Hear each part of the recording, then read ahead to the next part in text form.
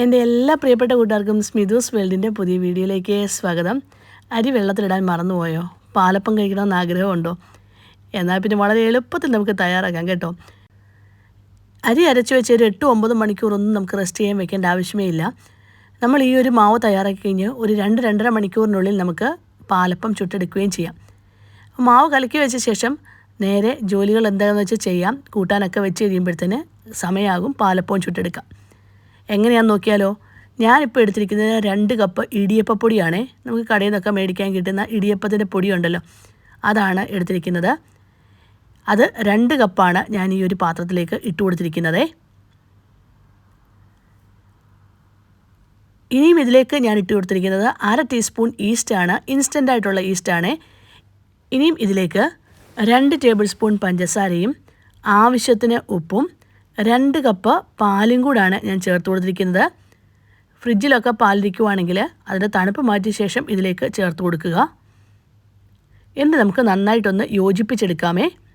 ഇനിയും instant east അല്ല നിങ്ങളുടെ കയ്യിലിരിക്കുന്നതെങ്കിൽ ഈസ്റ്റ് ഏതാണോ അത് 1/2 ടീസ്പൂൺ എടുത്ത് ചെറു ചൂട് പാലിനകത്ത് 1 ടീസ്പൂൺ പഞ്ചസാരയും കൂടി ഇട്ട് യോജിപ്പിച്ച് ഒരു 10 മിനിറ്റ് നേരം 15 മിനിറ്റ് നേരമോ റെസ്റ്റ് ചെയ്യാൻ വെക്കുക. എന്നിട്ട് ഈ മാവിലേക്ക് ചേർത്ത് കൊടുത്താലും മതി കേട്ടോ. ഇൻസ്റ്റൻറ്റ് ഈസ്റ്റ് ആണെങ്കിൽ നമുക്ക് പെട്ടെന്ന് തന്നെ അത് തയ്യാറായി കിട്ടുകയും ചെയ്യും. ഞാനിപ്പം ഇതിലേക്ക് 2-2.5 കപ്പ് പാല് ചേർത്ത് കൊടുക്കുന്നുണ്ട്. റൂം ടെമ്പറേച്ചറിലുള്ള പാലാണ് ചേർത്ത് കൊടുത്തിരിക്കുന്നത്. ഇനിയും പാലിന് പകരം തേങ്ങാപ്പാലും നമുക്ക് ചേർത്ത് കൊടുക്കാം. അന്നേരം പാലപ്പമൊക്കെ തയ്യാറാക്കുമ്പോൾ ഒരു സ്പെഷ്യൽ ടേസ്റ്റ് തന്നെ കേട്ടോ. വെള്ളത്തിന് പകരം തേങ്ങാപ്പാലോ പശുവിൻ പാലോ ചേർത്ത് കൊടുക്കാം. ഞാനിപ്പം പശുവിൻ പാലാണ് ചേർത്ത് കൊടുത്തിരിക്കുന്നത്. കണ്ടോ, മാവ് ഇങ്ങനെ ഞാനൊന്ന് തയ്യാറാക്കി എടുത്തിട്ടുണ്ട്. ഇനി ഞാനിത് നേരെ മിക്സിയുടെ ജാറിലേക്ക് ഇട്ട് കൊടുക്കുകയാണ്. അതിനോടൊപ്പം തന്നെ 1 കപ്പ് വെള്ള അവൽ വെള്ളത്തിൽ കുതിർത്ത് വെച്ച് ഒരു 10 മിനിറ്റ് നേരം വെള്ളത്തിൽ കുതിർത്ത് വെച്ചാൽ മതി കേട്ടോ. അതും കൂടെ ഇതിലേക്ക് ഇട്ട് കൊടുത്ത് നമുക്ക് നന്നായിട്ടൊന്ന് അരച്ചെടുക്കാം. ഞാനിപ്പം ആ ഒരു കൂട്ടൊന്ന് അരച്ചെടുത്തിട്ടുണ്ട് കേട്ടോ. ഇനി നമുക്ക് 1/2 കപ്പ് തേങ്ങയും കൂടെ അരച്ചെടുക്കാവുന്നതാണ്. ഞാൻ 1/2 കപ്പ് തേങ്ങയും കൂടി അരച്ച് അതും ഈ മാവിനകത്തേക്ക് തന്നെ ഇട്ട് കൊടുത്തിട്ടുണ്ട്. നമുക്ക് ഒരുമിച്ച് തന്നെ അരച്ചെടുക്കാം കേട്ടോ. ഞാൻ മിക്സിയുടെ ജാറിൽ അത് കൊള്ളാത്തത് കൊണ്ടാണ് ഞാൻ 2ആയിട്ട് അരച്ചെടുത്തിരിക്കുന്നത്. ഇനി 1 കപ്പ് പൊടിയൊക്കെ എടുക്കുന്നെങ്കിൽ ഒരുമിച്ച് തന്നെ നമുക്ക് തയ്യാറാക്കി എടുക്കാവുന്നേ ഉള്ളൂ.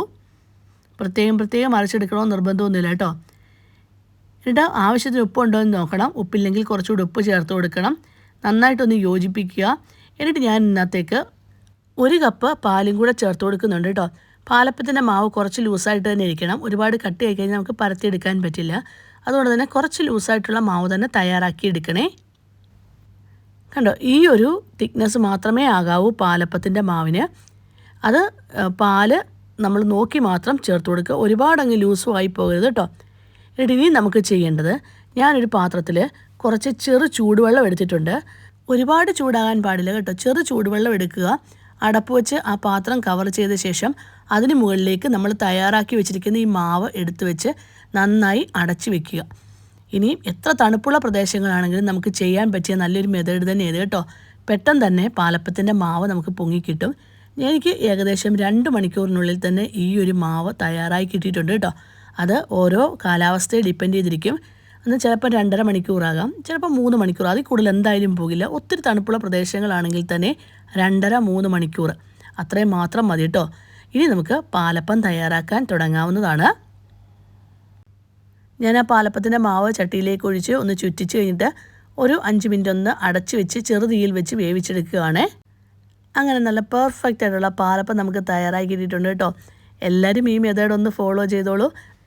ചൂടോടെ കഴിക്കാൻ തന്നെ നല്ല മൊരിഞ്ഞ നല്ല പാലപ്പത്തിൻ്റെ റെസിപ്പി തന്നെയാണ് കേട്ടോ. നമുക്ക് വളരെ എളുപ്പത്തിൽ ചെയ്തെടുക്കാൻ പറ്റും. വെറും 2 മണിക്കൂറിനുള്ളിൽ തന്നെ നമുക്ക് റെഡിയാക്കി എടുക്കാൻ പറ്റിയ നല്ലൊരു റെസിപ്പി തന്നെയാണ്. ഇഷ്ടമായെങ്കിൽ ഒന്ന് ലൈക്ക് ചെയ്യാനും ഷെയർ ചെയ്യാനും സബ്സ്ക്രൈബ് ചെയ്യാനും കമൻറ്റ് ബോക്സിൽ കമൻറ്റ് ചെയ്യാനും മറന്നു പോകല്ലേ. Thank you for watching.